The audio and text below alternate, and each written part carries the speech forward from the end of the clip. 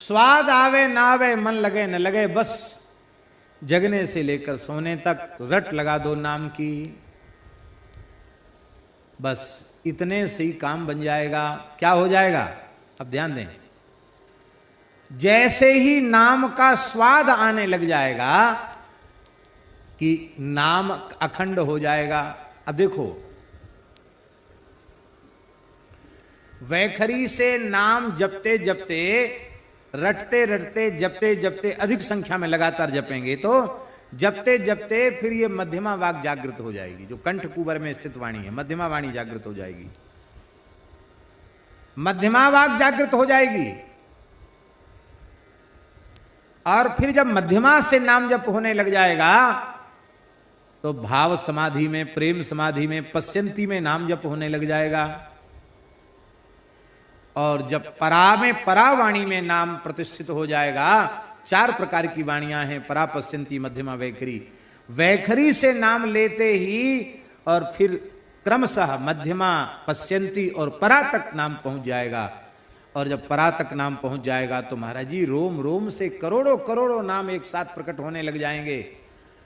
और फिर चाहे सोते रहो, जगते रहो, खाते रहो, पीते रहो, किसी भी अवस्था में शरीर रहे, आधे क्षण के लिए भी नाम रुकेगा नहीं, नाम का विराम नहीं होगा।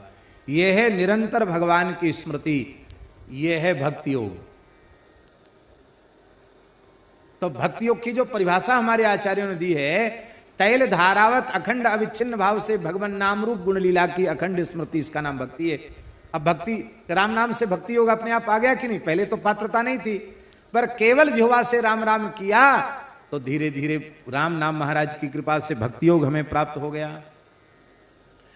फिर सब समझ में आ गया, आत्मा अनात्मा का विवेक हो गया, शरीर संसार से पूर्ण वैराग्य हो गया।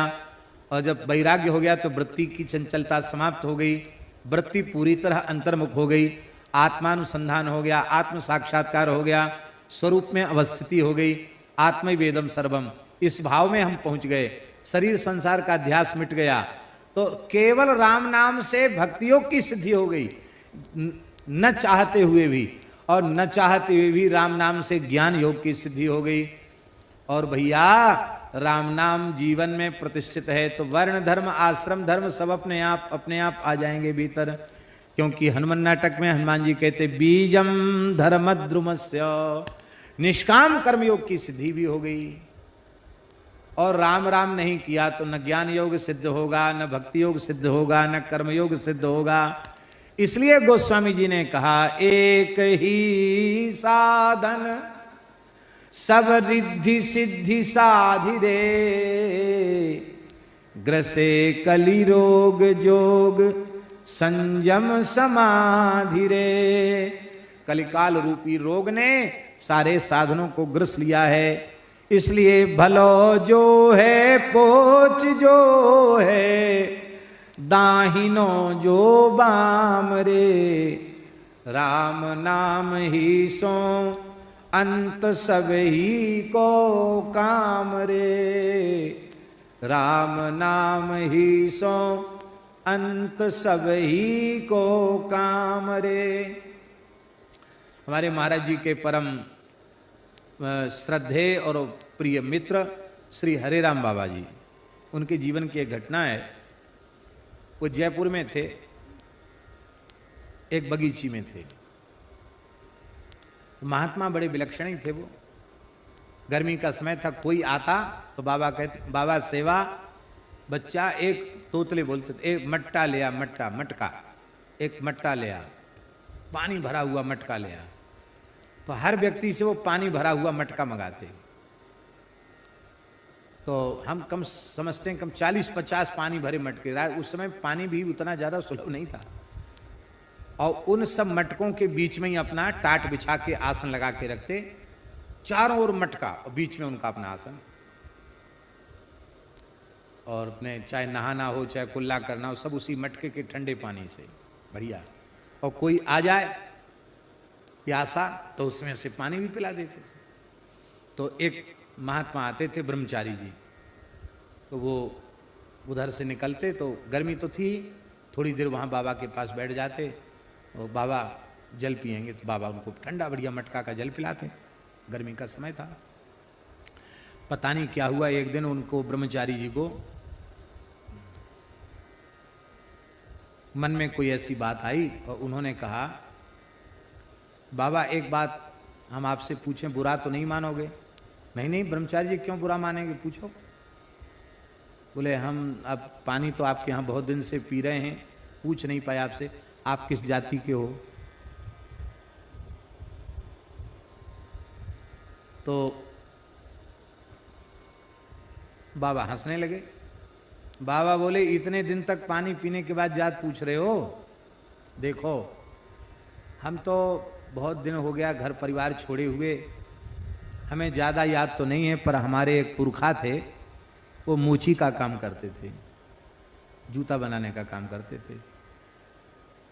अच्छा, और एक हमारे पुरखा थे वो जुलाहे का काम करते थे। अब वो बेचारे भोले थे ब्रह्मचारी जी, तो कबीर जी का स्मरण करके तो जुलाहा बता दिया और रैदास जी का स्मरण करके चर्मकार बता दिया।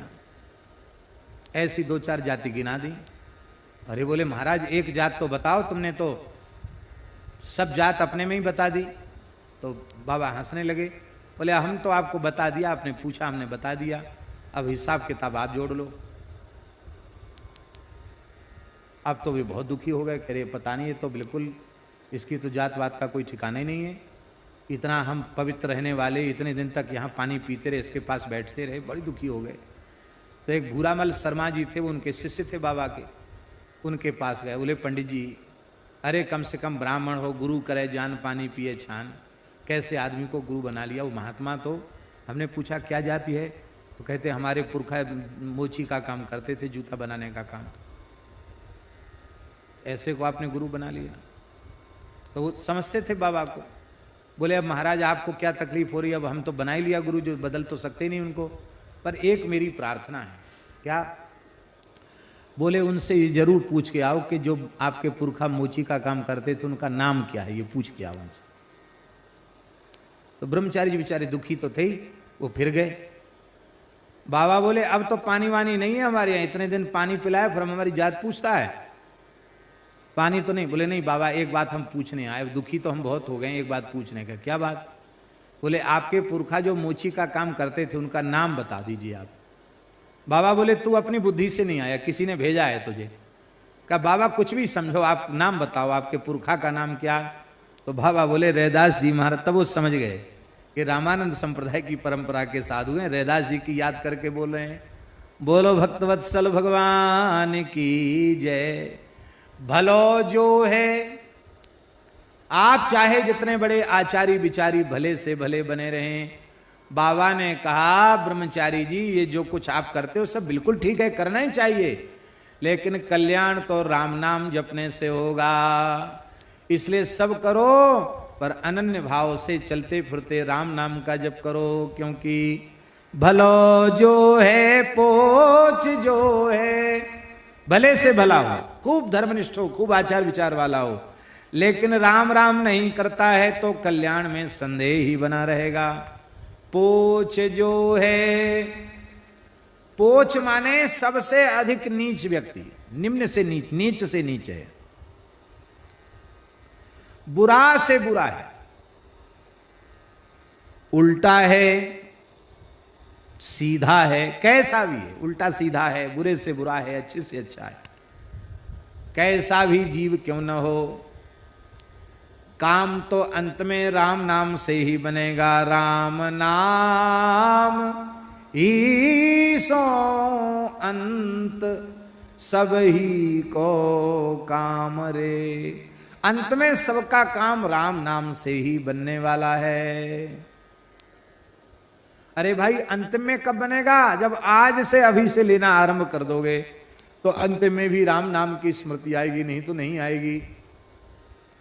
एक अघोरी था, अघोरी जानते ना, मसान सिद्ध करने वाले, एक अघोरी था। ओ तमाम मनुष्य की खोपड़ियां लिए हुए इधर लटकाए उधर लटकाए, हड्डियों की माला पहने, काला कपड़ा पहने, मसान जगाया हुआ, कोई मसानी सिद्ध मसानी आया और गोस्वामी तुलसीदास जी महाराज 80 घाट वाराणसी में जहां विराजते थे वहां बैठे थे। वहां से वो अघोरी निकला। इस तरह के सिद्ध बहुत हैं बनारस में। निकला, खप्पर हाथ में लिए था, बार बार अलग अलग अलग अलग ऐसे बोल रहा था। गोस्वामी जी आंख बंद करके बड़े प्रेम से श्री सीताराम श्री सीताराम श्री सीताराम जप रहे थे। जब उन्हें विक्षेप हुआ तो उन्होंने नेत्र खोले, वो अलग अलग चिल्लाता हुआ दिखाई पड़ा।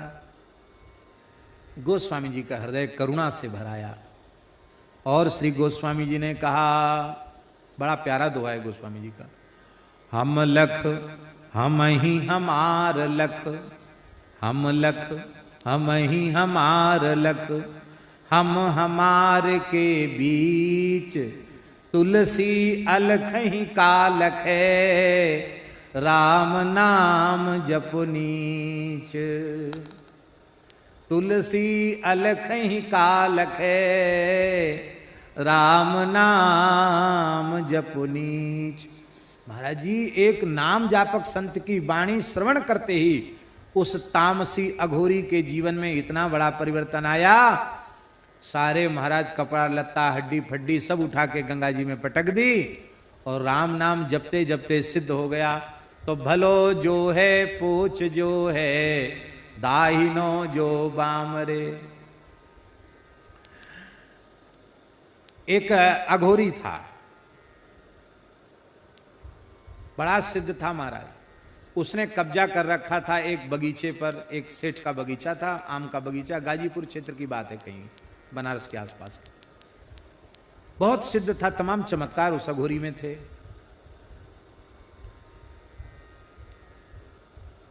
इच्छा होती तो पके हुए आम किसी को देता नहीं, डर के मारे कौन घुसता उसके यहाँ।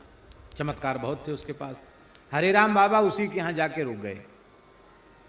बोले गुरु भाई देख ऐसा है, अब रोटी वोटी कौन खाए, इतने बढ़िया बढ़िया आम टपक रहे हैं, टपका आम, गिरे हुए आम, हम तो यहीं रहेंगे गुरु भाई, और बस कुछ चाहिए नहीं तुमसे। गंगा जी का जल भर लाएंगे मटका में और बस उसी में आम ठंडे कर करके चूसते रहेंगे, राम राम करते रहेंगे। तो बाबा का उसका अघोरी का प्रेम हो गया, रह गए। बाबा बोले कि तुम मसान सिद्ध करते हो, भूत प्रेत आते? बोले हाँ आते तो हैं। तो बाबा बोले हमको दिखाओ। बोले हाँ दिखाएंगे। तो एक बार कोई ऐसी अमावस्या तिथि आई, वो मसान में कहा तो इतनी दूर बैठ के तुम देखना। बाबा कहते मैंने अपनी आंखों से देखा।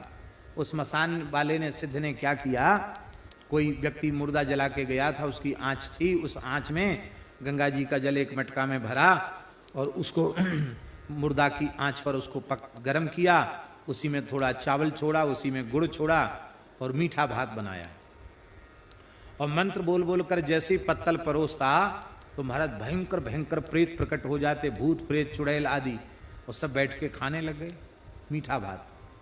बाबा ने आंखों से देखी भूतों की पंगत, और वो सब खाने लगे और सब बड़े प्रसन्न हो रहे थे भूत वगैरह, और ये कुछ माला फेर के जपने लग गया। बाबा तो कौतुकी थे। बाबा ने सोचा कि हम भूत बन के जाए, देखें हमको पहचानता है कि नहीं। तो पास में बाबा की कोठरी थी, वहाँ सफ़ेद कपड़ा तो बाबा पहनते ही थे। तो एक सफ़ेद धोती पैर के अंगूठा से ऊपर तक ऐसे बांध के और एक बांस हाथ में पकड़ के उसमें एक धोती बांस में बांध ली और चीखते चिल्लाते हुए ऐसे करके बाबा पहुँचे। वो भजन कर रहा था, उसने देखा, वो तो डर गया, इकट्ठे डर गया कि कोई प्रेत है। तो उसने मंत्र प्रयोग किए, लेकिन वो बाबा के ऊपर कहाँ है कुछ चलने वाला। बाबा तो पहुँच गए।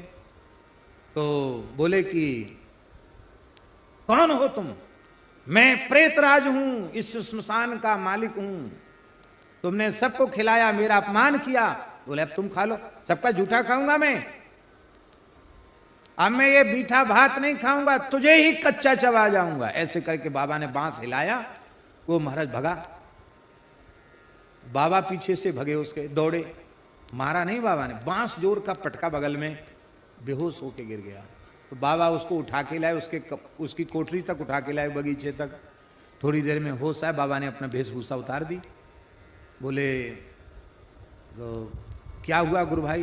अरे बोले जीवन में ऐसा कभी नहीं हुआ जो आज हुआ। ऐसा डबल प्रेत आया, ब्रह्म राक्षस आया, कोई मंत्र कोई तंत्र कोई चला ही नहीं उसके ऊपर। वो तो कैसे मेरे प्राण बच गए, पता नहीं कौन हमको यहाँ उठा के लाया महाराज।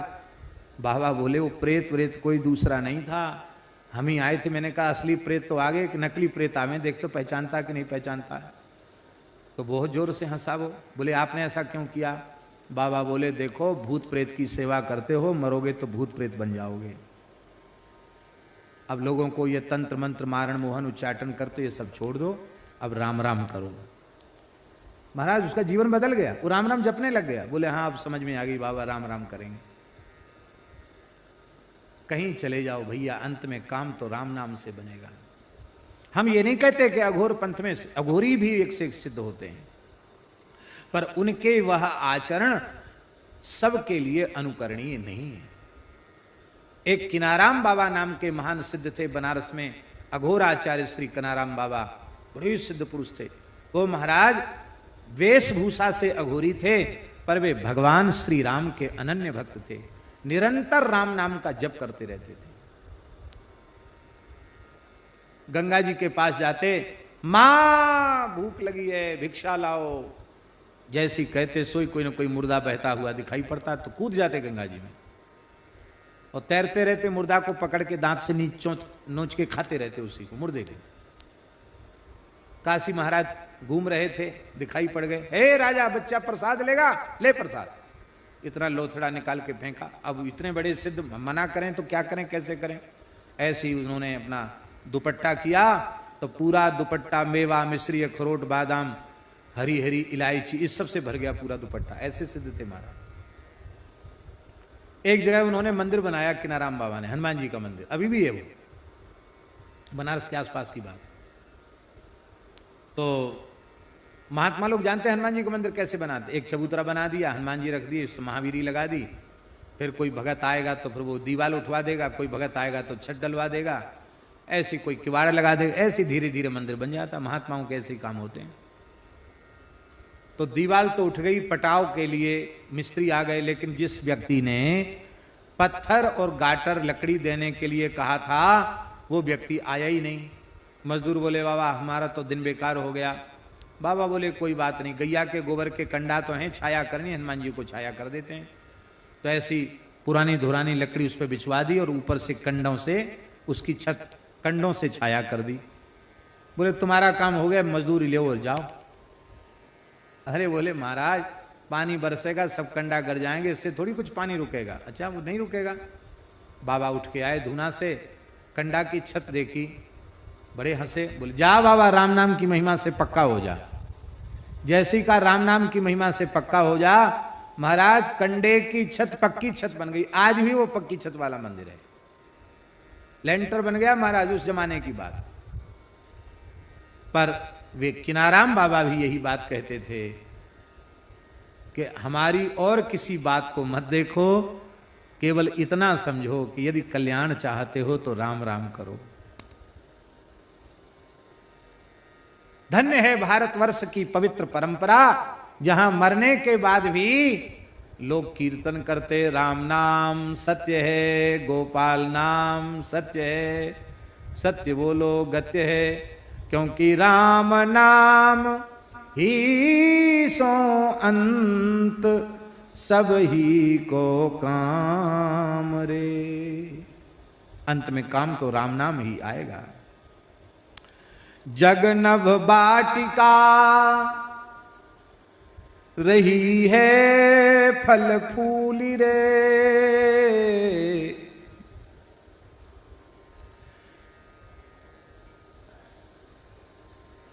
ये संसार का जो चाकचिक्य है ना, चमक दमक आकर्षण, ये कैसा है? ये नभ वाटिका के समान है, खपुष्प के समान है, आकाश पुष्प के समान है। जग नभ वाटिका, आकाश में बगीचा लगा सकते हो आप, बेला चमेली जूही तुलसी ये सब आकाश में लगा सकते हो आप? फूल खिला सकते हो? नहीं खिला सकते। क्यों?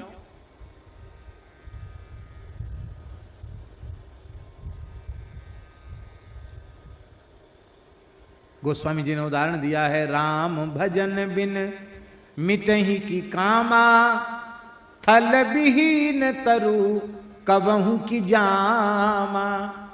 जब तक थल नहीं होगा, स्थल नहीं होगा, भूमि नहीं होगी, मिट्टी नहीं होगी, तो आप बगीचा कैसे लगाएंगे? बगीचा बिना मिट्टी के नहीं लग सकता।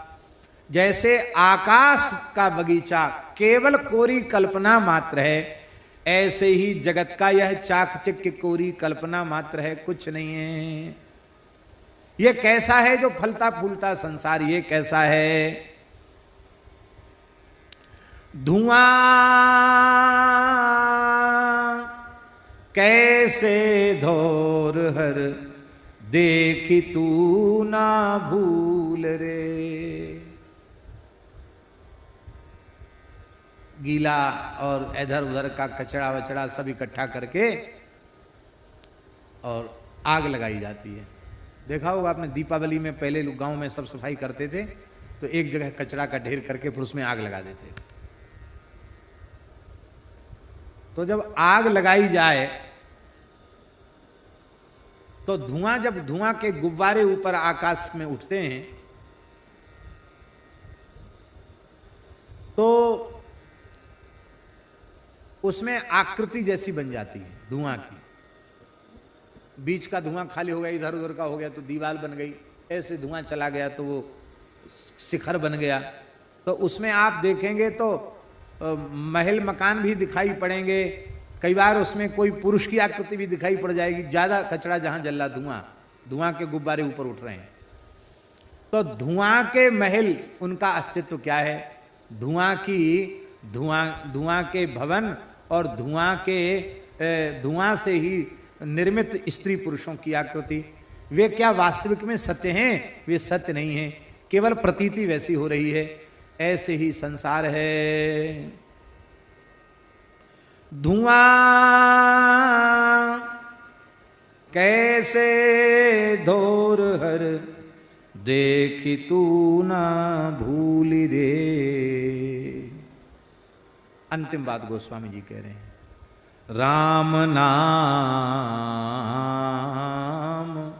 छाड़ी जो भरोसो करे और रे, तुलसी परोसो त्यागी, मांगे कूर कौर रे। तुलसी परोसो त्यागी, मांगे कूर कौर रे। श्री राम नाम को छोड़कर दूसरे का आश्रय लेता है, दूसरे का भरोसा करता है, वह ऐसा मूर्ख है जैसे किसी व्यक्ति के सामने बड़ी जोर की भूख लगी है और उसके सामने किसी ने बहुत प्रेम से, बड़े भाव से, आदर से बढ़िया सुंदर स्वर्ण में सिंहासन बिछा दिया, सोने की चौकी रख दी और इतने बड़ा थाल रख दिया, तरह तरह के कटोरों में भक्ष भुज जिल्लही चुस्त विविध प्रकार के व्यंजन परोस दिए और बड़ी विनम्रता से हाथ जोड़कर कहा, महाराज इसको जीमो, खूब पाओ। और बड़े प्रेम से और अधिक तृप्त होकर जिमाने के लिए तैयार खड़ा है। भूख तो आपको लगी थी, लेकिन आप बिना किसी कारण के परोसा हुआ स्वर्णमय 56 भोग 36 व्यंजन का थाल छोड़कर चले गए। कहाँ चले गए? तुलसी परोसो त्यागी, सामने परोसा हुआ छोड़ करके, मांगे कूर कौर रे। कौर माने ग्रास। एक एक टुकड़े के लिए कुत्ते के जैसे पूंछ हिला करके, पेट दिखा करके एक एक टुकड़ा मांग रहे हो। इसका मतलब है राम नाम का स्वाद लेना, ये तो परोसी हुई थाली का भोजन करना है। और राम नाम को छोड़कर अन्य अन्य साधन का आश्रय लेना, ये कुत्ते के समान टुकड़े खा खा करके, डंडा खा खा के टुकड़ा खाना और उनसे पेट भरने की कोशिश करने के जैसा है। गोस्वामी जी ने कहा है, राम नाम की महिमा मेरे जीवन से देख लो, चाटत रहो। इसी विनय पत्रिका में, स्वान पातर ज्यों कबहु न पेट भरो, सोहों चाखत नाम सुधारस, पेखत पर सुधरो, भरोसो जाहि दूसरो सो करो। मोह को तो राम को नाम काम तरु, कलि कल्याण फरो, भरोसो जाहि दूसरो सो करो। गोस्वामी जी ने कहा जब हम राम नाम से विमुख थे तो हमारी दशा ये थी कि चाटत रहो स्वान पातर ज्यों, कुत्ता भूख के मारे, जहाँ भोज भंडारा होता वहाँ पत्तल, जूठी पत्तल डाल दी जाती, उन पत्तलों को चाटता है कुत्ता, लेकिन पेट नहीं भरता। गोस्वामी जी के कहने का आशय ऐसा भी, बचपन में जब हम अनाथ अवस्था में भटक रहे थे हमारा कभी पेट नहीं भरा। एक जगह तो गोस्वामी जी ने लिखा है, मानत हो चार फल चार ही चणक को, 4 चना कोई मेरी हथेली पर रख देता था तो मैं समझता था कि धर्म अर्थ काम मोक्ष 4 पुरुषार्थ मुझे मिल गए। एक दशा तो वो थी जब हम राम राम नहीं करते थे, अनाथ के जैसे भटकते थे बचपन में। मां मर गई, पिताजी मर गए, चुनिया दासी अपने मायके लेके गई थी वो भी मर गई। फिर कुछ वर्ष तक तो गोस्वामी जी ऐसे अनाथ बालक की तरह भटके और लोगों में ये प्रसिद्धि हो गई कि बालक बड़ा अशुभ है, ये जहां पैदा हुआ था वो सब भी खत्म हो गए, गांव भी उजड़ गया, भैया इसकी छाया से बचो, ये हालत थी। एक दिन तो वो था, और अब सोहो चाखत नाम सुधारस, पेखत पर सुधरो। अब राम नाम रूपी सुधा का रस हम चाक चख रहे हैं। तो आज अवस्था ये है कि बड़े बड़े राजा महाराजा लोग व्यंजन परोस के तैयार खड़े हैं, लेकिन पेखत उसको खाने की इच्छा नहीं होती। राम नाम में इतना स्वाद आने लग गया है कि इन खट्टे मीठे चटपटे व्यंजनों को देखने की भी इच्छा अब होती नहीं है। इसलिए भैया अनन्य भाव से श्री राम नाम का आश्रय लो।